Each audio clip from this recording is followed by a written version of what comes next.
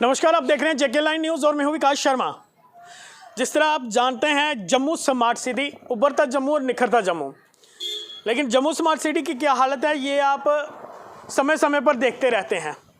लेकिन एक बड़ा पर्व जो बाहरी राज्यों से लोग यहाँ पर पहुँचे हैं उनके लिए छठी का पर्व जो है एक बहुत बड़ा पर्व होता है और बड़े ही श्रद्धा के साथ ये लोग छठ पूजा करते हैं। आपने देखा होगा कि पूरे भारतवर्ष में घाटों की सफाई जो है वो कर दी गई है, लेकिन जो तस्वीरें आपको दिखा रहा हूँ ये घाट है गंग्याल वार्ड नंबर 56 यानी कि 56 का। यहाँ पर ये लोग हर वर्ष पूजा करते हैं, तो कभी ना कभी कोई समाज सेवक सामने आ जाता है, किसी पार्टी के नेता सामने आ जाता है, वो करवा देते हैं। लेकिन आज ये निराश इसलिए हैं, सिर्फ इसलिए क्योंकि आज इनके चेहरे पर उदासी इसलिए आपको दिख रही है क्योंकि कल यानी कि आज से छठ पूजा शुरू है और कल यहाँ पर शाम की पूजा होगी। और घाट की क्या हालत है, घाट खुद अपनी इस हालत पर आंसू बहा रहा है। और उनकी समिति, ये जो छठ पर्व की समिति है, उनके मेंबर मेरे साथ हैं। क्या साफ सफाई की गई है आपने की? नहीं, अभी तो मैंने किसी को नहीं बोला हूँ। अब कल जो होगा, संडे है, कल छुट्टी होगा, सब बंदे मिलके जो नहीं आप तो करोगे। हालांकि ये देखा जाता है पिछले कई सालों से छठ पूजा से पहले 2 दिन पहले घाटों को साफ कर दिया जाता था। नहीं, वो सब तो पहले भी हम सब ही का मिल के करते थे, कोई मतलब आके करने वाला नहीं आया था। खुद हम सब कॉर्पोरेशन की तरफ से कोई नहीं। पिछले साल भी जो भी होता है मैं अपने से ही सफाई करते हैं। और ये चीज़ स्थानीय नेता राकेश सिंह राका भी तो कई बार करवाते हैं। हाँ, तो भैया सब कभी आ जाते हैं तो हेल्प करवा देते हैं, तो साथ में रहते हैं। तो क्या उम्मीद थी कहीं ना कहीं कि 2 दिन पहले जो पूजा से 2 दिन पहले जैसे आपने देखा कि गंग्याल को छोड़ के बाकी वाले घाट हैं, जो तवी में देख लीजिए, डिगियाना में देख लीजिए, वो साफ़ हो चुके हैं, आज उनकी सजावट हो चुकी है पूरी तरह। तो कहीं ना कहीं निराशा, यहाँ निराशा दिखती है कि हाँ, वो तो है, वो तो देखने को मिलता ही है। यहाँ पे सब साल करते हैं, थोड़ा सा ये चीज़ तो देखना चाहिए कि साफ़ सफाई के लिए यहाँ पे कोई ध्यान ही नहीं है। राकेश सिंह राका मेरे साथ हैं। राका जी, कहीं ना कहीं निराशा इन लोगों में, और जिसे हालांकि इनको पता भी नहीं है कि किसको बोलना है किसे नहीं बोलना, तो क्या देखते हैं कि इतनी उदासीनता जो है वो है क्योंकि कल से शाम से इनकी पूजा स्टार्ट है। बिल्कुल आप सही बोल रहे हैं, ये सही बात है।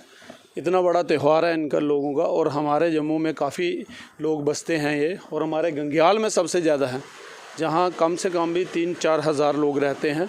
तो ये घाट की सफाई होनी चाहिए और ये म्यूनसिपलिटी का काम है, म्यूनसिपलिटी को करनी चाहिए। और देखो ना, आप देखें कि यहाँ घाट में कितना गंद है, और दूसरा यहाँ पौड़ियाँ नहीं है, सीढ़ियाँ नहीं है यहाँ, और जहाँ घाट नहीं तरीके से बना, जहाँ जाला पूरा लोहे का जाला लगा हुआ, और तरीके से एक घाट बनना चाहिए। ये इनके लिए नहीं, पूरे गंग्याल के लिए, हमारे जो लोकल लोग। हालांकि जिस तरह ये नहर की कंडीशन है, तो क्या इसे इतनी सी जगह को अच्छा पूरी तरह क्लीन नहीं किया जा सकता? क्या किस चीज़ की कमी जो है हमारे कॉर्पोरेशन के पास है या डिपार्टमेंटों के पास, किस तरह की कमी है? कोई कमी नहीं है, हर सामान इनके पास है, सिर्फ मैनेजमेंट की कमी है कि मैनेजमेंट नहीं है इनके पास। जो सफाई कौन सी नहीं हो सकती, जब इतनी बड़ी सुरंगें बना सकते हैं, रोड निकाल सकते हैं, तो ये तो छोटा सा काम है। ये क्या जाले 2-4 साफ़ करने या पेड़ साफ़ करने, ये तो छोटा सा काम है कॉर्पोरेशन के लिए। और ये कॉर्पोरेशन को इसका ध्यान रखना चाहिए कि अब कोई फंक्शन आता है, कोई त्यौहार आता है, चाहे किसी का त्यौहार हो, ये तो इन लोगों का त्यौहार है। हमारा भी जो त्यौहार है, अभी दिवाली गई है पीछे, ये सफाई तो उनको करनी चाहिए। राकेश जी, किस तरह देखते हैं कि जो यहाँ पर अगर आप वॉशरूम को देखिए पीछे, उसकी क्या हालत है, पार्क की हालत आप देख रहे हैं, आए दिन पार्कों से ये जो जंगले बने हुए हैं वो चोरी हो रहे हैं, क्या देखते हैं, क्या कारण क्या है? देखिए, ये जो आप शेड देख रहे हैं, जहाँ ये जो चेहरे देख रहे हैं, ये नेशनल कॉन्फ्रेंस की गवर्नमेंट थी, हमारे जब उमर साहब चीफ मिनिस्टर थे तब ये मैंने बनवाया था, ये शेड और ये बनाया। लेकिन आगे इसकी दिख रखाव नहीं है बिल्कुल भी। देखो आप, टूटा हुआ है। ये पीछे जो बाथरूम है ये भी मैंने बनवाया था। तो लेकिन आगे जो जब हमारी सरकार चलेगी, आगे जो सरकारें उनको देखना चाहिए, उनको तरीके से रखना है। ये तो एक नशे का वो अड्डा बन गया हुआ है, लोग इधर पीछे आते हैं, टीके लगाते हैं, नशे करते हैं, इधर बैठ के शराब पीते हैं। तो ये कॉर्पोरेशन कॉरपोरेशन को और पुलिस को देखना चाहिए इसका। हालांकि दोपहर के समय भी काफ़ी सारे नशेड़ी या फिर कुछ ऐसे तत्व के लोग यहाँ पर देखे जाते हैं। बिल्कुल, आप बिल्कुल सही कह रहे हैं। हम तो लोकल इधर रहने वाले भी हैं और अभी आपने देखा, अब जैसे हमने एंट्री की, कितने लोग इधर नशेड़ी खड़े थे। जब हमने उनसे पूछा आप कौन हो तो वो भाग गए सारे। तो ये आपने अपनी आंखों से देखा, मैंने भी देखा। यहाँ दिन को काफ़ी ये बाहर के लोग जो जुआरी या शराबी या ऐसे लोग इधर रहते हैं, काफ़ी बैठे हुए रहते हैं। अच्छा अर्केश जी, किस तरह देखते हैं जम्मू कश्मीर के इस समय के हालात? क्या कारण है कि एक तरफ विपक्ष जो है आरोप लगा रहा है कि बुखलाहट, किस बात की बुखलाहट, और इस समय के हालात को किस तरह देखते हैं? देखो, इसका इस तरफ जो इस हालात हैं वो बहुत ही ख़राब हालात हैं। ये सारा बीजेपी ने बनाए हुए हैं हालात। बीजेपी किसी को आगे देखना ही नहीं चाहती है और इनको अपना पता है। अर्केश जी, आपको डर नहीं लगता? नहीं, डरना क्या, हमको गलत काम करते हैं तो हम क्यों डरेंगे? अगर ईडी कल आपके पास पहुंच जाए तो? आए, अभी आ जाए। हमने कोई गलत काम किया नहीं। आपने देखा हमारी सरकार में जितने मंत्री आज तक किसी के ऊपर इल्ज़ाम लगा, आपने देखा किसी वर्कर के ऊपर इल्ज़ाम लगा है, देखा। हमारी सरकार में रहते हुए किसी ने कुछ नहीं किया तो ये करेंगे क्या? इन्होंने बहुत शोर किया उमर साहब को, फारूक साहब को कि ये है वो है, इन्होंने ऐसा गलत किया, ऐसा गलत, लेकिन आज तक निकला कुछ नहीं। कोई मंत्री का कोई केस नहीं निकला। तो ये डरना किसे? डरे वो जिन्होंने किया हुआ है। चौधरी लाल सिंह जम्मू के हक की बात करते हैं, जम्मू के डोगरों की बात करते हैं, तो आज जिस तरह आप तमाम देखते रहे, जेके लाइन ने हर एक उनसे रिलेटेड जो भी स्टोरी थी वो चलाई, हालांकि कोर्ट में लेके गई। उन्होंने आरोप लगाया, वही डिपार्टमेंट जो डिपार्टमेंट के वो मंत्री थे, उन्होंने कहा कि मुझे एक मेडिसिन तक नहीं दी जा रही। बिल्कुल आपने सही कहा और मैंने आपको मुबारक है, आप हमेशा शूट करते रहते हैं जो ऐसे मुद्दे होते हैं, जो लोकल और जो लोगों के रिलेटेड मुद्दे होते हैं। मैं आपकी टीम को और आपको मुबारकबाद देता हूं। ये जो लाल सिंह जो हमारे बड़े भाई की तरह हैं, बेशक पार्टी दूसरी है लेकिन हमारे लोकल हैं, उन्होंने अच्छा काम किया है।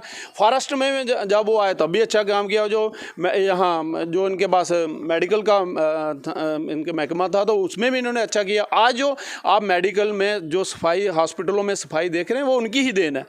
तो ये इनकी बुखलाहट है। ये जब देखते हैं कोई आगे आ रहा है, कोई इनके खिलाफ बोलता है तो ये डर जाते हैं। डर के मारे फिर उनको कभी ईडी दिखाते हैं, कभी बीडी दिखाते हैं, कभी सीडी दिखाते हैं। बस ऐसा ही चलता है। ब्लैकमेलिंग का इनके पास काम है और उनको नाजायज़ इन्होंने रखा हुआ है। उनका कोई ऐसा क्योंकि वो तो चेयरमैन तो उनकी पत्नी है जो ये इंक्वायरी कर रहे हैं, तो सिर्फ डरा के रखा हुआ है क्योंकि अगली इलेक्शन के लिए। उससे पहले जब घर पे छापा पड़ता है, पंचनामा दे दिया जाता है। क्या ईडी को खुद पे भी भरोसा नहीं है या फिर ईडी को कुछ और जिस तरह आरोप लगा रहे हैं?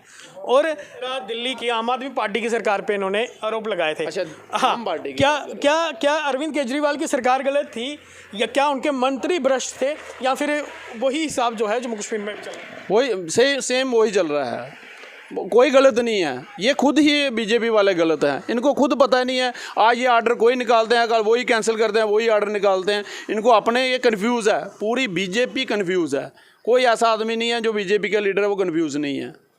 आखिर में एक सवाल और रहेगा, क्या लगता है आने वाले दिनों में 5 राज्यों के चुनाव हुए हैं, उनके परिणाम किस तरह रहने वाले हैं? आप क्या आकलन करते हैं कि किस तरह के परिणाम रहेंगे? और उसके बाद अगर जम्मू कश्मीर में चुनाव होते हैं तो नेशनल कॉन्फ्रेंस कितनी मजबूत दिख रही है? देखिए, जो चुनाव चल रहे हैं तो वो तो लगता है कि बीजेपी को वहाँ मार लगेगी। जैसे लोगों के मैं पढ़ता हूँ, सुनता हूँ, आप देखें सोशल मीडिया में। आप भी उस गठबंधन का हिस्सा हैं, इंडिया जो गठबंधन है, तो लगता है इंडिया गठबंधन को फ़ायदा पहुंचने वाला है इन चुनावों? देखिए, जो इंडिया गठबंधन है वो जहाँ जो चुनाव हो रहे हैं इसमें नहीं है अभी। हाँ, जब एमपी की इलेक्शन आएगी तब होगा और फ़ायदा होगा। अभी आपने देखा ना लेह लद्दाख में, आपने देखा वहाँ फ़ायदा हुआ। हाँ, हमने 12 सीटें ली और 2 इंडिपेंडेंट वो भी हमारे साथ आए और हमने 2 कांग्रेस को दिए, वो भी हमारे कैंडिडेट थे और हमने कांग्रेस को दिए, वो भी जीत के आए और अब हमारी अच्छी जीत हुई, गठबंधन से ही जीत हुई। तो ऐसी बात नहीं है। अगर आने वाले विधानसभा चुनावों में कांग्रेस के साथ जा सकती है नेशनल कॉन्फ्रेंस? देखिए, ये तो आने वाला चुनाव भी बताएगा, जहाँ फारूक साहब, उमर साहब हमारे जो प्रेसिडेंट है वही बताएंगे। लेकिन गठबंधन से फ़ायदा होगा। मेरी ये सोच है या मैं चाहता हूँ कि गठबंधन हो, तभी बीजेपी को हम मार दे सकते हैं। और हमें एकता करनी चाहिए। जो बाकी जो पार्टियाँ हैं उनको एकजुट होके और अपने जो पर्सनल इंटरेस्ट को छोड़ के बीजेपी को मार देने के लिए इकट्ठा रहना चाहिए। चलिए, ये थे राकेश सिंह राका जी, जिनकी व्यक्तिगत राय थी कि अगर जम्मू कश्मीर में चुनाव होते हैं तो नेशनल कॉन्फ्रेंस और कांग्रेस को साथ आना चाहिए। और यह भी कहा कि हालांकि जो 5 राज्यों के चुनाव हो रहे हैं वहाँ जो इंडिया गठबंधन है वो एकजुटता से नहीं लड़ रहा है, लेकिन अगर अपोजिशन की पार्टियां जीतेंगी तो सीधे से फ़ायदा जो है वो इंडिया गठबंधन को होगा। और ये भी कहा है कि बीजेपी को मात देने के लिए और लोकतंत्र को बचाने के लिए सभी को अपना अपने जो हित हैं उसे छोड़कर इंडिया के लिए आगे आना चाहिए। फिलहाल आपको क्या लगता है कमेंट बॉक्स में अपनी महत्वपूर्ण राय जरूर रखें। फिलहाल के लिए इतना ही, और भी लेटेस्ट अपडेट के लिए आप बने रहें और देखते रहें जेके लाइन न्यूज़।